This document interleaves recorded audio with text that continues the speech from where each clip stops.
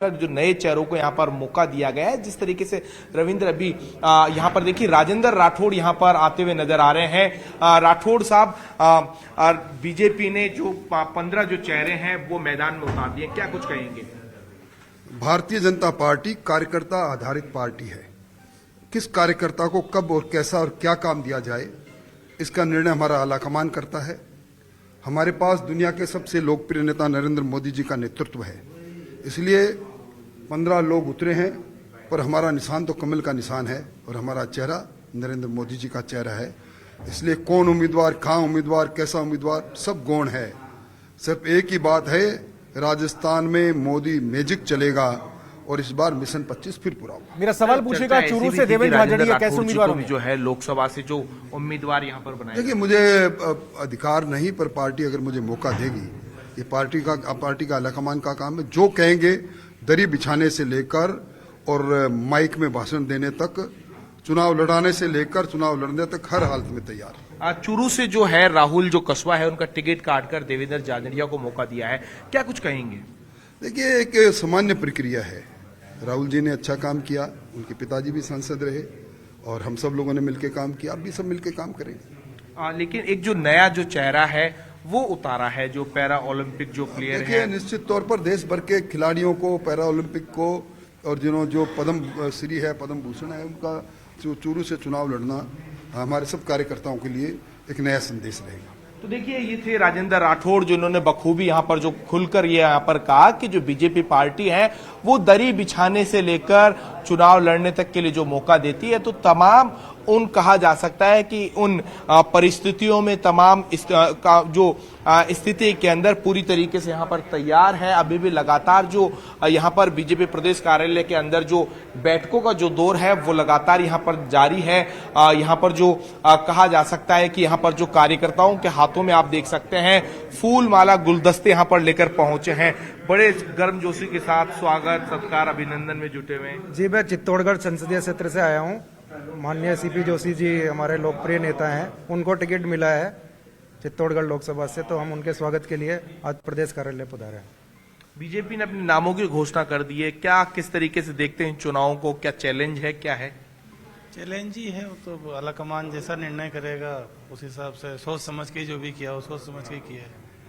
पूरी तरीके से जो कार्यकर्ताओं की फौज है, मुस्तैद है, किस तरीके से देखते हैं लोकसभा चुनावों को? बिल्कुल, कार्यकर्ता तैयार है, मोदी में राजस्थान है और कार्यकर्ताओं में जोश है और जोश के साथ कार्यकर्ता काम कर रहा है और इस बार हम 25 से 25 सीटें लाएंगे, सबको विश्वास है। अब की बार 400 पार, इस तरीके का जो नारा जो दिया जा रहा है, राजस्थान की जो 25 सीटें हैं, किस तरीके से कार्यकर्ताओं के जिम्मे एक बड़ी जिम्मेदारी जो रहती है, किस तरीके से देखते हैं? देखिए, भारतीय जनता पार्टी का कार्यकर्ता एक अनुशासित कार्यकर्ता और जिम्मेदार कार्यकर्ता है।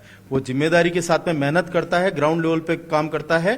अभी देखिए, हमारे संगठन का लाभार्थियों का जैसे कार्यक्रम चल रहा है और भी शक्तिवंदन का कार्यक्रम चल रहा है, तो हम आम जनता से जुड़े हुए कार्यकर्ता हैं और आम जनता के बीच के कार्यकर्ता और मेहनत के साथ में मोदी में राजस्थान का सपना पूर्ण करेंगे। देखिए, ये जो कार्यकर्ता हैं, तमाम जो कार्यकर्ता हैं बीजेपी प्रदेश कार्यालय के अंदर, यहाँ पर जो बधाई यहाँ पर देने का जो सिलसिला है लगातार यहाँ पर जारी है। अभी इस वक्त जो बैठकों का दौर है वो भी लगातार जारी है। कुल मिलाकर कहा जा सकता है कि जिस तरीके से भारतीय जनता पार्टी ने देश भर की जो लोकसभा सीटों के ऊपर से 195 सीटों के ऊपर जो नाम तय किए हैं, उसमें राजस्थान की 15 लोकसभा सीटें, चाहे बीकानेर से अर्जुन राम मेघवाल हो, चूरू से यहाँ पर जो देवेंद्र झाझड़िया हो, भरतपुर से रामस्वरूप कोहली को यहाँ पर रंजीता कोहली की जगह कहा जा सकता है कि रामस्वरूप जो कोहली है उन्हें यहाँ पर मौका दिया गया है। पाली से एक बार फिर जो पीपी चौधरी है उनके ऊपर भरोसा जताया है।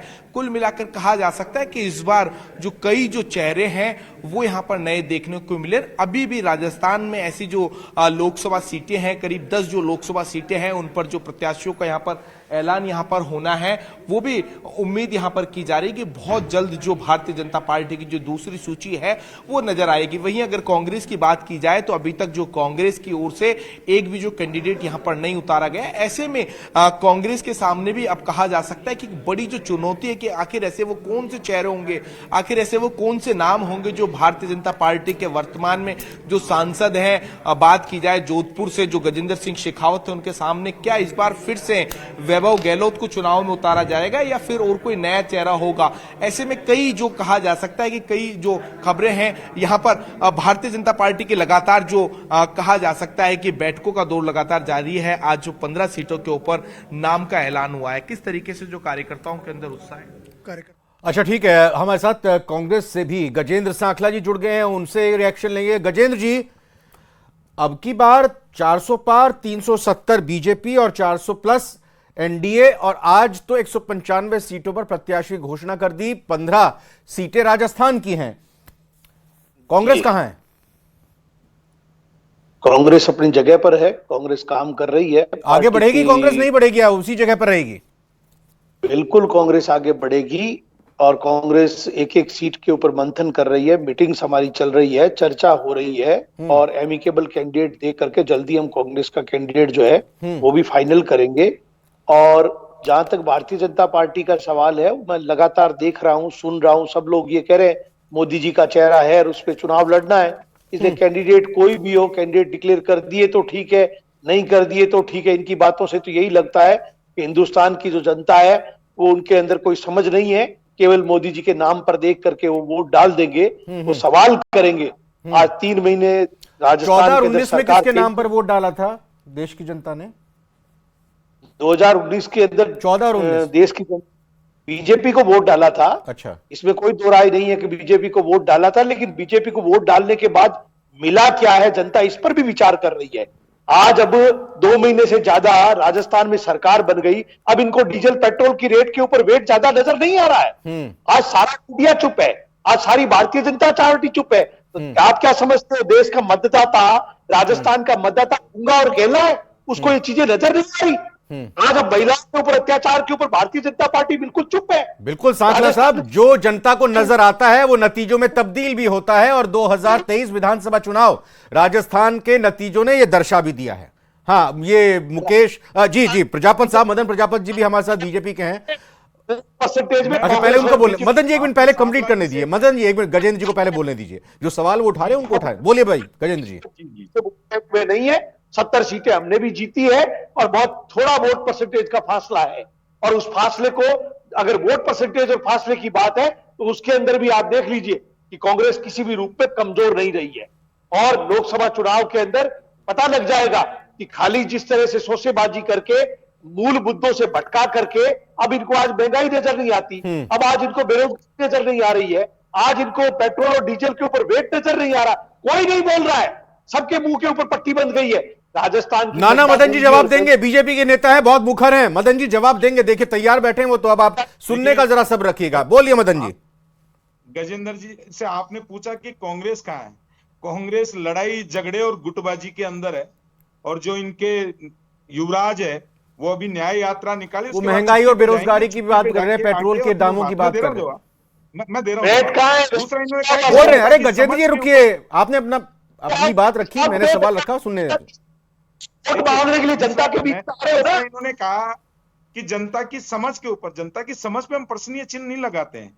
जनता की समझ पे प्रश्नीय चिन्ह जो है वो कांग्रेस लगाती है। हम तो जो भी जनता का आदेश होता है, जनादेश होता है, उसको सर माथे से लगाते हैं और जनता की सेवा करते हैं। मीडिया पे प्रश्न चिन्ह आप उठा रहे हो, अभी यही कह रहे हैं मीडिया उठाता नहीं है। मीडिया इनको दिखा रहा है ना बेटा कि आप टीवी पे हमारे साथ, तो मीडिया दिखाते हुए मीडिया को गाली बकेंगे, इनकी जरूरत होगी। लेकिन ये मेरे मित्र कह रहे थे कि सरकार क्या 2 महीने सरकार को किया, जो अशोक गहलोत की झूठ और लूट की सरकार नहीं कर पाई, जो होटलों के अंदर तालाबंदी के अंदर बंद रही। आज राजस्थान में भारतीय जनता पार्टी में किसान का बेटा, मजदूर का बेटा जब मुख्यमंत्री बना तो उन्होंने दिखाया कि युवाओं के पेपर जो है वो लीक नहीं होने दिए जाएंगे। उस किसान के बेटे, मजदूर के बेटे ने दिखाया कि राजस्थान की कानून व्यवस्था सुचारू रूप से चलेगी। उस किसान और मजदूर के बेटे ने दिखाया कि राजस्थान में महिलाओं को सम्मान के साथ, इज्जत के साथ जीवन जिएगी। और जिस ईआरसीपी के माध्यम से अशोक गहलोत जी वोट की फसल काटना चाहते थे और पूरे राजस्थान को प्यासा रखा, एक ज्यादा दिन नहीं चलेगी, सच्चाई सामने आएगी। याद रखना इस बात को। लोग पूछ रहे वैट का क्या हुआ, लोग पूछ रहे बेरोजगारी का क्या हुआ, लोग पूछ रहे महिला सुरक्षा का क्या हुआ, लोग आपको ये सवाल पूछ रहे लाल जी ने बैठते केवल खाली मतलब शोषेबाजी करने से 300 पार, 400 पार, 500 पार, सारे पार तुमने पहले ही कर लिए, तो फिर वोटिंग की जरूरत क्या है? जनता के ऊपर कोई विश्वास है या नहीं है? आप सुनने की क्षमता नहीं रख पा रहे हो। मतलब की बात नहीं। अरे भाई युवराज को बोलो छुट्टी खत्म करे, आए हमारे ऊपर चिल्लाने से क्या होगा। आए वो धौलपुर में आए हैं ना आज। अब कर रहा है सिंह डोटाल, युवराज एकदम शांत कर रहा है, जनता के बीच में जाकर जनता के मुद्दों को उठा रहा है। लड़ाई को खत्म आपके मोदी जी को समझो, जनता डीजल और पेट्रोल की रेट का क्या हुआ? डीजल और पेट्रोल जी को रो रहे हैं। जी हां, तो आज साफ तौर पर बीजेपी की तरफ से प्रत्याशियों के नाम का ऐलान हुआ है, तो राजनीतिक पारा और राजनीतिक बहस और भी तीखी होगी, आगे बढ़ेगी और उम्मीद यही करनी चाहिए कि मसले जो होंगे वो जनता से जुड़े होंगे, जनता के हित के होंगे, जनता के सवाल यहां पर उठाए जाएंगे, सरकार से जनता के इन सवालों के जवाब भी लिए जाएंगे। फिलहाल अब देखना यह होगा कि बीजेपी की इस पहली लिस्ट के बाद कांग्रेस की तरफ से क्या कोई लिस्ट सामने आती है या फिर बीजेपी इससे पहले ही अपनी दूसरी लिस्ट सामने लेकर आती है। मैं बहुत बहुत धन्यवाद रोशन शर्मा अपने सहयोगी का करना चाहूंगा, मैं बहुत बहुत धन्यवाद गजेंद्र सांखला जी का करना चाहूंगा और मदन प्रजापति जी का भी बहुत बहुत शुक्रिया। फिलहाल एक छोटे से ब्रेक का वक्त है, आप बने रहिए न्यूज़ 18 राजस्थान से।